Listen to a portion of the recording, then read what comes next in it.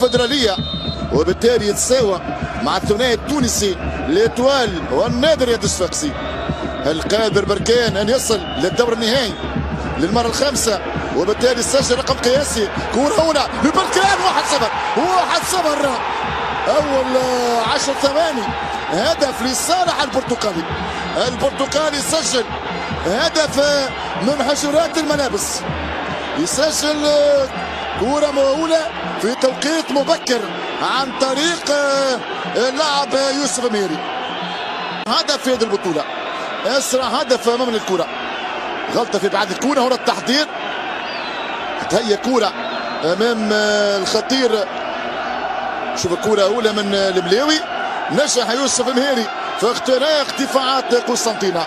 بداية قوية جدا للفريق البرتقالي في الثواني الاولى، يعني مع بداية المباراة افتتاح باب التسجيل في هدف من ركنية مغربية في انتظار التنفيذ الآن. يدعو الحارس بوحلفاية، حارس مرمى الفريق الجزائري. أكيد البطاقة ستكون عربية مغربية خلال متاهل اللقاء اليوم. إن شاء الله يكون اللقب عربي إن كان لبركان والصنفور. هنا ترجع كرة عند 8 أيوب خيري، يرفع كرة خيري، رأسية بالشبكة الثاني، والهدف الثاني للبرتقال الرهيب. رأسية في الشبكة بولو باسين السنغالي ولد التيرانجا، يرتقي الكرة يتطاول لها يخالط زكريا بوحلفاية. ثاني اهداف النهضة بركانية امام عاشق للصنفور مصدوم 2-0، وبداية رائعة للفريق البركاني. 2-0 النهضة بركانية، فريق يتمتع بخبرة كبيرة، يتمتع بخبرة، يمتلك التجربة، يمتلك حسن التعامل مع الادوار المتقدمة. هنا كرة ارتقى لها باسين، تفوق على الدفاع الجزائري. الفريق الجزائري تأكد بشكل كبير بالهدف المبكر، وبركان يواصل التألق، يواصل التهديف، يواصل العصف. صدمة من جانب مشجع الجزائري وفريق الشعباني، ينطلق بقوة. 2-0. قال سنحاول أن نكون متوازنين وسنعمل كل ما في وسعنا للخروج بنتيجة إيجابية.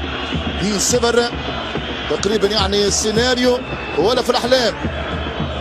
شدر من جانب اللاعب باسيني، يمر الكرة للبحيري، استلام من خيري، كرة في اليمين، منعود والثالث، والهدف الثالث. بركان يسجل. أسامة الملاوي كملها. الملاوي يضع كرة في الشبكة، اكتملت في شبكة السنافر. الهدف الثالث للبرتقال المتوهج، اكتملت الجملة التكتيكية في شباك قسنطينة. 3-0. بركان نوم الصنفور، وبعدها وجه الضربة الثالثة. الهدف الثالث. شوف الإعادة، شوف الكرة، مررها خيري، منعود عرضية، وأسامة الملاوي كان متمركز في المكان المناسب، كمل الكرة واسكن الشبكة. 3-0.